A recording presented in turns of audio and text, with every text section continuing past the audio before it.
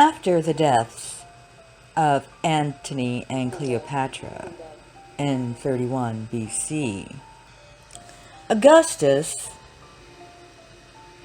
apparently enjoyed himself while in Alexandria.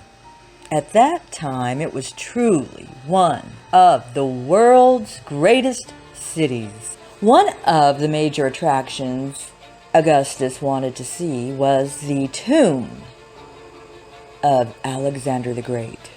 Alexander's body had been embalmed according to the Egyptian rituals and thus would be relatively well preserved.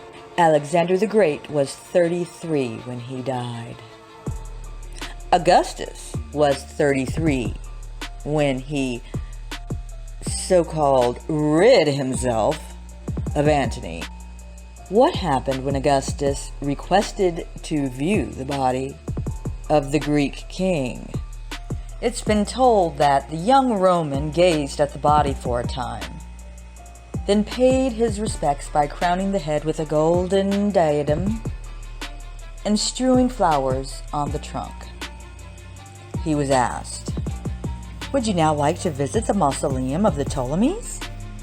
To which he retorted, "I came to see a king, not a row of corpses." Doubtless Augustus admired Alexander. However, what happened when Augustus bent down to kiss the forehead of his idol is one of those little weird quirks of history. For in doing so, he accidentally broke off the nose of Alexander the Great. Did he say, "Oops, sorry about that"? Or did he clumsily try to reattach it and after failing, turn and surreptitiously hand it to one of his attendants?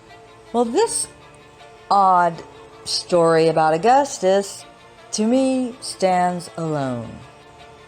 Also, when we look around Egypt, we find many pharaohs. We find many statues and mummies with their noses broken off, much like has been described of Alexander the Great's nose. He spent a year in Egypt, touring his most recently acquired and the most significant client state to have become a part of Rome. He spent a year there, and I imagine him taking whatever he wanted to Rome.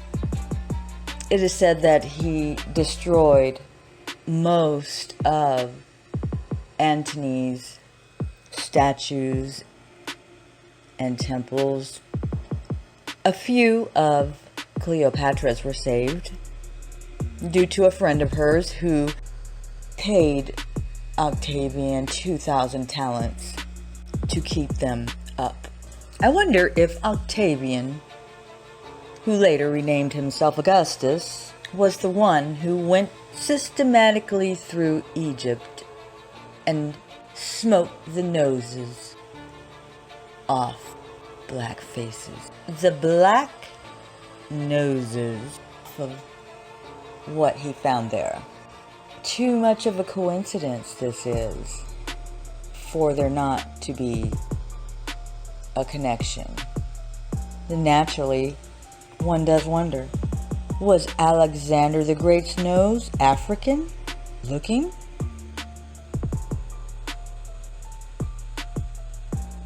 When traveling to Rome today, one is able to tour the house of Augustus. He lived in a house on Palatine Hill.